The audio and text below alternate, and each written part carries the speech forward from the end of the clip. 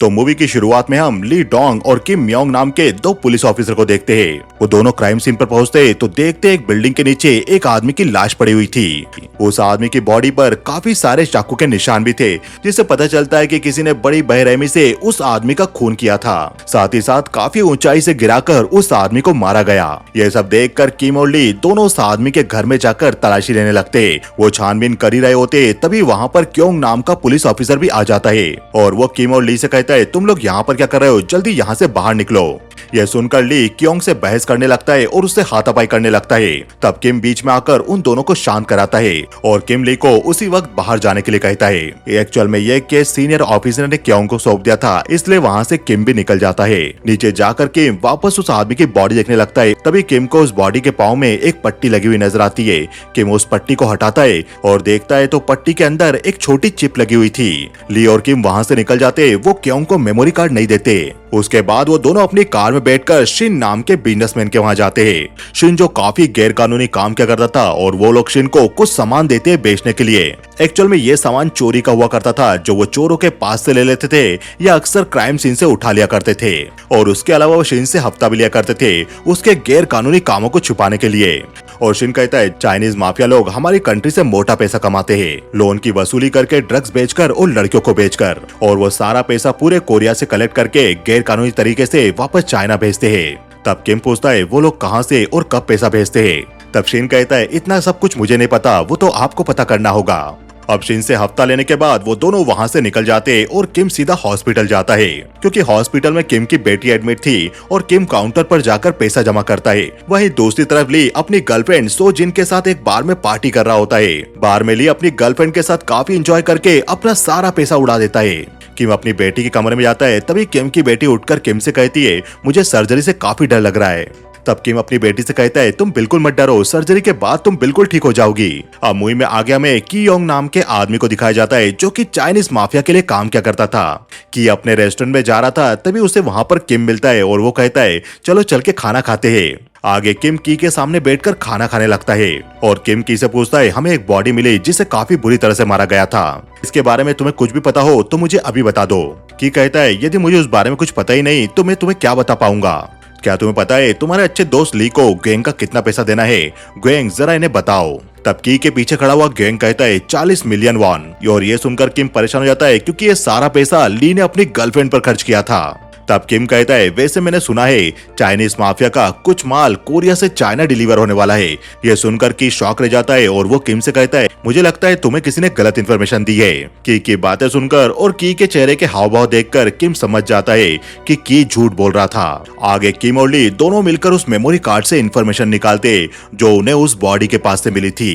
तब उन्हें पता चलता है कुछ दिनों बाद Chinese mafia 500 million won cash Korea से चाइना ले जाने वाले है और इतना ही पैसा चाइनीज माफिया अलग अलग डेट में ट्रांसफर करने वाले हैं। ये जानने के बाद उन दोनों के होश उड़ जाते, क्योंकि ये काफी बड़ा अमाउंट था। उस मेमोरी कार्ड में पैसा ट्रांसफर करने की टाइम और डेट तो लिखी हुई थी, लेकिन लोकेशन की कोई जानकारी नहीं थी। ली और किम दोनों ही सोचने लगते कि अगर ये सारा पैसा उन दोनों को मिल जाए तो उन लोगों की जिंदगी बड़ी आराम से गुजरेगी। लेकिन वो लोग पैसा तब तक नहीं चुरा सकते थे जब तक उन्हें लोकेशन पता न चल जाए। इसलिए ली उस लोकेशन के बारे में जानने के लिए की वोंग के लेफ्ट हैंड क्लब में ली ग्वेंग से काफी पूछने की कोशिश करता है कि पैसा कहां से चाइना भेजा जाने वाला है, पर ग्वेंग ली को उस जगह के बारे में कुछ नहीं बताता, वो मना कर देता है। इस पर ली अपना दिमाग लगाकर ग्वेंग से कहता है कि अगर चाइनीज माफिया की डील फेल हो गई तो उसके जिम्मेदार तुम होगे, क्योंकि क्राइम डिपार्टमेंट बहुत कोशिश कर रहा है कोरिया से वो पैसा चाइना ना भेजा जाए और पहले ही पकड़ लिया जाए। अगर तुम मुझे उस लोकेशन के बारे में बता दोगे तो मैं पुलिस का ध्यान भटका दूंगा। अगर वो पैसा पकड़ा गया तो तुम्हारा दोस्त की वोंग जो चाइनीज माफिया के लिए काम करता है उसे बहुत तकलीफ होगी और वो तुम्हें तकलीफ देगा। और अगर तुम नहीं बताना चाहते तो मैं जाता हूँ, ऐसा कहकर ली वहाँ से जाने लगता है। तब ग्वेंग ली को रोककर लोकेशन के बारे में बताने लगता है। ग्वेंग से जानकारी मिलने के बाद ली वो सारी जानकारी किम को जाकर बता देता है, जिसके बाद ली और किम पार्क नाम के एक आदमी को अपनी हेल्प के लिए बुलाते हैं, जो कि पुलिस डिपार्टमेंट के लिए काम करता था। वो लोग क्लब में पार्क को सारी बात बताते हैं और पार्क उनकी बात सुनकर खुशी खुशी उनकी मदद के लिए तैयार हो जाता है। अब वो लोग प्लान बनाने लगते हैं और वो लोग डिसाइड करते हैं कि पैसों को 3 हिस्सों में बराबर बांटेंगे। अब उन्हें पैसा चुराने के लिए हथियार की जरूरत थी, इसलिए पार्क किसी को बिना बताए पुलिस स्टेशन से 3 गन्स की चोरी कर लेता है। अब रात के समय में वो तीनों आपस में बैठकर बातें करते हुए ड्रिंक कर रहे थे। तभी पार्क उन दोनों से कहता है, पैसा मिलने के बाद मैं अपने पिता की सारी जरूरतें पूरी करूंगा और मैं अपने पिता का कर्ज भी चुका दूंगा। थोड़े टाइम बाद वो तीनों तैयार होकर पैसा चुराने के लिए निकल जाते हैं। वो तीनों अपने हाथों में गन्स लेकर बड़ी सावधानी से उस जगह पर जाते हैं। वहाँ पर वो तीनों कार में थे और वो लोग दूरबीन से देखते हैं कि 4 लोग 4 बॉक्स में पैसा एक वेयर हाउस के अंदर ले जा रहे थे। वो चारों लोग वेयर हाउस में पैसा बॉक्स से निकालकर पैसों को काउंट करने लगते हैं। तभी किम, पार्क और लिवी शटर का ताला तोड़कर वेयर हाउस के अंदर एंटर हो जाते हैं और वो तीनों अंदर जाकर उन चारों पर गन अड़ा देते हैं जो लोग पैसे गिन रहे थे और गन देखकर वो चारों भी जमीन पर लेट जाते हैं। तब किम पार्क को कहता है, जल्दी ये बैग गाड़ी में रखो और जल्दी हमारी गाड़ी लेकर आओ। तब पार्क उनमें से 2 बैग ट्रॉली में ले जाकर उनकी गाड़ी में रख देता है और वो गाड़ी को भी वहाँ पर लेकर आ जाता है। पार्क और ली और पैसा गाड़ी में रखने लगते हैं, लेकिन तभी पार्क के ऊपर कोई गोली चला देता है। ये सब देखकर ली को भी समझ नहीं आता है कि ये गोली किसने चलाई और कहां से चलाई, क्योंकि वो आदमी छिपकर गोली चला रहा था। और ये देखकर किम, पार्क और ली भी छिप जाते। तभी वहां मौजूद लोग किम और ली पर चाकू से हमला करने लगते हैं, लेकिन किम और ली उन चारों पर ही फायर करके उन्हें वहीं पर मार देते हैं। पार्क भी घायल था और वो कार की तरफ भागने लगता है।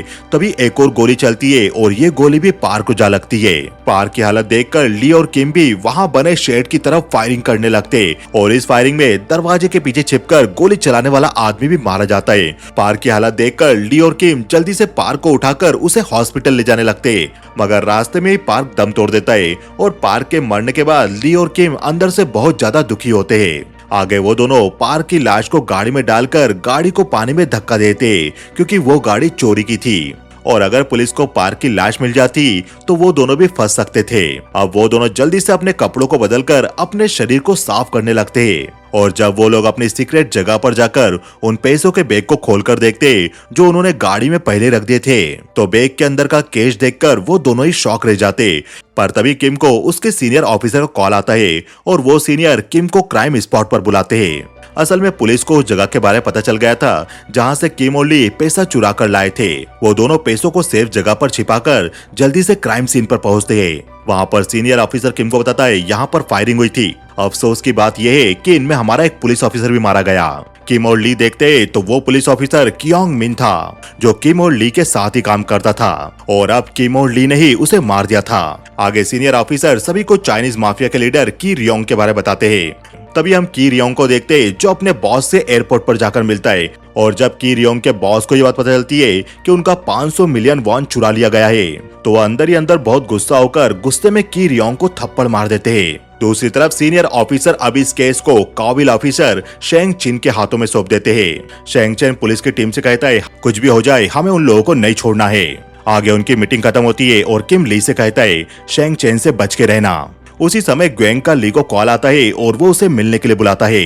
ली ग्वेंग से जाकर मिलता है और ग्वेंग पूछता है, तुमने लोकेशन के बारे में किस किस को बताया? आखिर तुम किसके कहने पर मुझसे उस लोकेशन के बारे में पूछने आए थे? ये सवाल सुनकर ली थोड़ा चिंता में पड़ जाता है और ली कहता है, मुझे इसके बारे में शिन ने बताया था। शिन वही बिजनेसमैन था जिससे किम और ली हफ्ता लिया करते थे।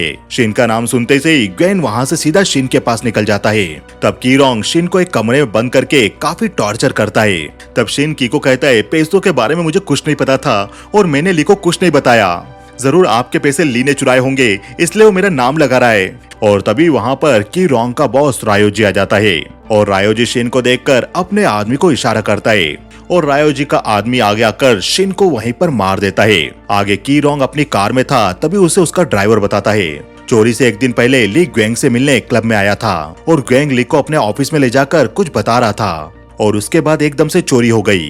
ये बात सुनकर की रोंग को भी अपने आदमी ग्वेंग पर शक होने लगता है। दूसरी तरफ पुलिस स्टेशन में एक पुलिस वाली शेंग चेन को आकर बताती है, हमारे पुलिस स्टेशन से 3 गन्स गायब है, साथ ही साथ पार्क नाम का पुलिस ऑफिसर भी है, वो भी पिछली रात से गायब है। अब अगली सुबह शेंग चेन किम को पुलिस ऑफिसर पार्क के बारे में पता लगाने के लिए कहता है और शेंग चेन ली को अपनी कार में बैठाकर कहीं ले जाने लगता है ऑफिसर शेंग चेन ली के साथ मिलकर हॉस्पिटल में जाता है जहां पर किम की बेटी एडमिट थी और शेंग चेन की बेटी जीमिन से पूछता है क्या तुम्हारे पापा पिछली रात यहाँ पर थे। इस पर जीमिन उसके सवालों का कोई जवाब नहीं देती। अब शेंग चेन दोबारा से ली के साथ कार में बैठकर दूसरी जगह जाने लगता है। रास्ते में ली शेंग चेन से पूछता है सर आप किम के बारे में उसकी बेटी से पूछताछ क्यों कर रहे थे। तब शेंग चेन कहता है किम पहले काफी अच्छा पुलिस वाला हुआ करता था, लेकिन कुछ साल पहले किम ने अपनी बीबी की जान बचाने के लिए पुलिस वालों को धोखा दिया था, जिस वजह से क्रिमिनल पुलिस के हाथों से बचकर निकल गए थे। इसलिए उस दिन के बाद से चाकर्मी में किम पर भरोसा नहीं कर पाता। तभी अचानक से ली को उस बार से कॉल आता है जो बार ग्वेंग का था और जहां पर ली अपनी गर्लफ्रेंड के साथ अक्सर जाया करता था। दूसरी तरफ हम किम को देखते जो दूसरे ऑफिसर के साथ पार्क को ढूंढने का नाटक कर रहा था, क्योंकि किम को पता था पार्क उनके साथ चोरी करते हुए मारा गया था। तभी वहां पर ली की गर्लफ्रेंड सोजिन भागते हुए किम के पास आती है और सोजिन किम से कहती है ली कहां पर है, उसका कुछ पता नहीं चल रहा। ऐसा कहकर ली की गर्लफ्रेंड रोने लगती है और किम उसे समझाने लगता है। उसी वक्त कार में किम को ली का कॉल आ रहा था, लेकिन किम कॉल अटेंड नहीं कर रहा था और ली भी किम को कॉल करते हुए काफी परेशान हो रहा था। तब ली किम के लिए एक वॉइस मैसेज छोड़ देता है। आगे किम वो वॉइस मैसेज चेक करता है। तब उस वॉइस मैसेज में ली ने कहा था मैं ऑफिसर शेंग चेन को छोड़कर गैंग से अर्जेंटली मिलने के लिए आया हूँ। ऑफिसर शेंग चेन को तुम पर शक है, इसलिए वो तुम्हारी बेटी से मिलने के लिए हॉस्पिटल गया था। तब किम अपनी बेटी से मिलने के लिए हॉस्पिटल जाता है और वो देखता है कि हॉस्पिटल में उसकी बेटी मौजूद नहीं थी। दूसरी तरफ ली भी ग्वेंग की बताई हुई लोकेशन पर पहुंचता है, लेकिन वहां पर ग्वेंग नहीं था, बल्कि कीरोंग और उसके आदमी ली का इंतजार कर रहे थे। आगे वो लोग ली को पकड़कर सीक्रेट जगह पर ले जाते जहां पर ग्वेंग को टॉर्चर किया जा रहा था। आगे ग्वेंग ली की तरफ इशारा करते हुए कहता है यही था जो मुझसे डेट और जगह के बारे में पूछ रहा था। इसने कहा था कि यह हमें पुलिस से बचाएगा, इसलिए मैंने इसे डेट और जगह बताई थी। यह सुनकर ली कहता है मुझे तो बस इंटेल मिली थी और मैं बस ये पता करना चाह रहा था ताकि मैं पुलिस की टीम को उस जगह तक पहुंचने से रोक सकूं। ग्वेंग बस मुझे फंसाने की कोशिश कर रहा है। क्या मैं पैसों के लिए अपने दोस्त पुलिस ऑफिसर को मारूंगा जिसके साथ मैं काम करता था। ये सारी बातें सुनकर रायोजी अपने आदमी को इशारा करता है और वो लोग ली को पकड़ लेते हैं। तभी रायोजी का आदमी ली की आंखों के सामने ग्वेंग को काट देता है। दूसरी तरफ किम भी हॉस्पिटल में अपनी बेटी को सभी और ढूंढ रहा था। तभी उसे उसकी बेटी हॉस्पिटल के टॉयलेट में बेहोश मिलती है। आगे डॉक्टर किम की बेटी को देखकर किम को कहती है हमें इसकी सर्जरी जल्द करनी होगी। दूसरी तरफ ली भी अपनी गर्लफ्रेंड के घर पर पहुंचकर उसे गले लगा लेता है, क्योंकि ली अपने सामने ये सब देखकर काफी डर गया था। आगे ली अपनी गर्लफ्रेंड को सब कुछ बताकर कहता है हम कल पैसा लेकर फिलीपींस के लिए निकल जाएंगे।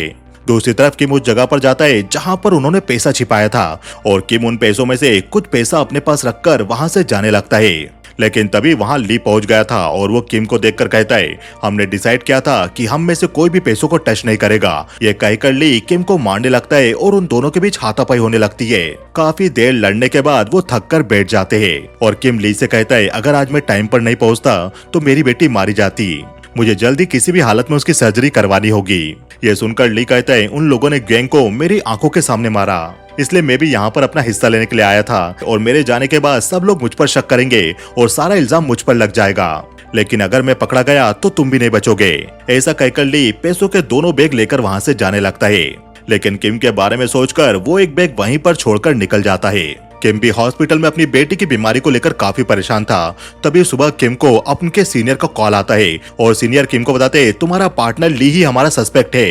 वो आज रात की फ्लाइट से फिलीपीन जाने वाला है। दूसरी तरफ अपने होटल रूम में ली अपना सामान पैक कर रहा था। तभी ली अपना पासपोर्ट लेने लगता है और वो देखता है कि होटल के नीचे पुलिस खड़ी हुई थी। यह देखकर ली जल्दी जल्दी अपनी गर्लफ्रेंड सोजिन को बुलाने लगता है। ली दरवाजा खोलता है तो सोजिन कहती है सॉरी, एक्चुअल में सोजिन ने ही पुलिस को बुलाया था क्योंकि उसे काफी डर लग रहा था। सोजिन को देखकर ली सब कुछ समझ जाता है और वो बैग उठाकर वहां से भागने लगता है, लेकिन ली देखता है सारे एग्जिट डोर पर पुलिस वाले पहले से मौजूद थे। ये देखकर ली वापस ऊपर आकर अपने आप को एक कमरे में बंद कर लेता है और पुलिस सभी कमरों में ली को सर्च करने लगी थी। तब तक वहां पर किम भी पहुंच गया था और ली की कार अभी भी पार्किंग में मौजूद थी। और तो वो समझ जाता है कि ली अभी तक नहीं भागा था, इसलिए किम ली की मदद करने ऊपर जाने लगता है। तभी उसे फायर अलार्म दिखता है और फायर अलार्म को देखकर वो फायर अलार्म को बजा देता है। होटल में मौजूद सारे पुलिस वाले सोचने लगते हैं ये फायर अलार्म कहाँ से बजा गया। पुलिस वाले सर्च करते तो फायर अलार्म के पास उन्हें घायल किम दिखाई देता है और किम पुलिस की टीम से कहता है वो अभी अभी नीचे भागा है। ये सुनकर सभी पुलिस वाले नीचे सर्च करने चले जाते हैं और किम ऊपर वाले फ्लोर पर जाकर ली को आवाज लगाने लगता है। तभी एक रूम से ली बाहर निकलता है और किम भी उसे देख लेता है। ली बहुत घबराया हुआ था, तब किम उसे थप्पड़ मार के कहता है अब तुम वही करोगे जैसा मैं तुम्हें कहूंगा। किम की बात मानकर ली किम की कार की चाबी लेकर एग्जिट डोर से ना निकलते हुए होटल की छत से बाहर निकलता है। पैसों के बैग के साथ पीछे खड़ी किम की गाड़ी लेकर निकल जाता है। किम नीचे जाता है तब उसका सीनियर उससे कहता है हमने सब दूर चेक किया लेकिन ली हमें कहीं नहीं मिला। तब किम कहता है ये मेरी गाड़ी की चाबी भी छीन कर ले गया था। यह सुनकर किम का सीनियर उस पर चिल्लाने लगता है। आगे किम का सीनियर शेंग चेन को बताता है हम ली को नहीं पकड़ पाए। ली किम की गाड़ी की चाबी किम से छीनकर यहाँ से निकल गया। आगे पुलिस ली की गर्लफ्रेंड सो जिन से पूछताछ कर रही थी। सो जिन रोते हुए यही बोल रही थी मुझे कुछ नहीं पता। तब शेंग चेन ली की गर्लफ्रेंड को देखकर कहता है जिसने हमें ली के बारे में सब कुछ सच बताया, हम उसे ही परेशान कर रहे, उसे छोड़ दो। तभी वहाँ मौजूद किम को कॉल आता है और किम बात करने के लिए बाहर चला जाता है।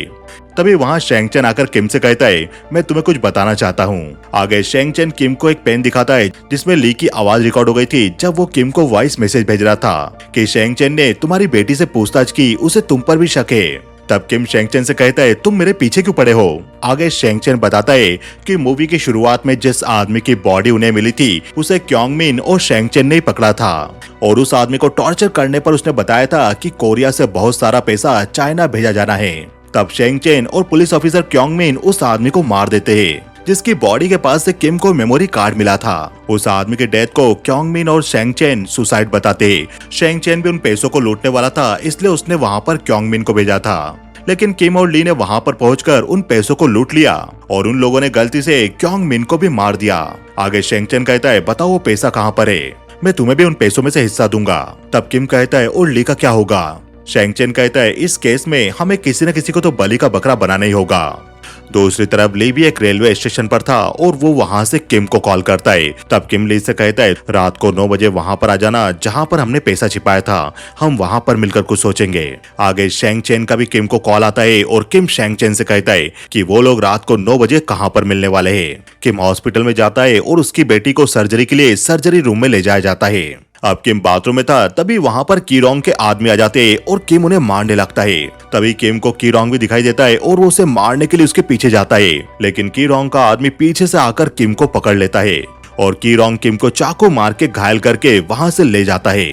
आगे किम उन लोगों को उस जगह पर ले जाने लगता है जहाँ पर उन्होंने पैसा छिपाया था। वहाँ पर ली भी पहुँच गया था और वो छिपकर ये सब देख रहा था। तब कीरोंग किम की बताई हुई जगह पर पहुंचता है और वो देखता है कि वहाँ पर पैसा नहीं था। यह देखकर कीरोंग किम को मारकर उससे पैसों के बारे में पूछने लगता है और कीरोंग का बॉस रायोजी अपनी गन निकालकर किम पर अड़ा देता है।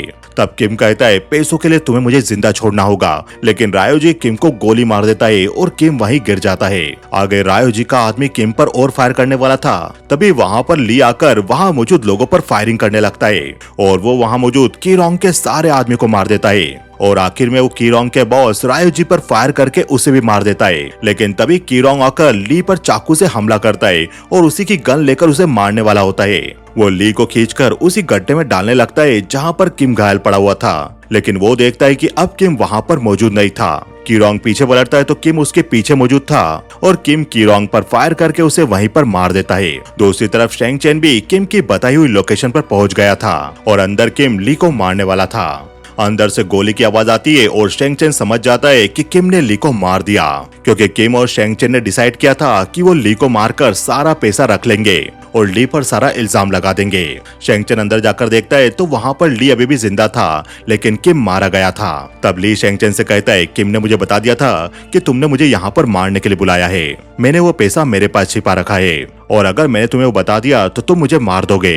यह सुनकर शेंग चेन अपने सीनियर को कॉल करके कहता है सर मैंने पता लगा लिया है, इन सब के पीछे ली नहीं था, किम ने ही ली को फंसाने की कोशिश की थी और किंग ने ही ऑफिसर केंग और पार्क को ही मारा है और उसके पास ही सारा पैसा था।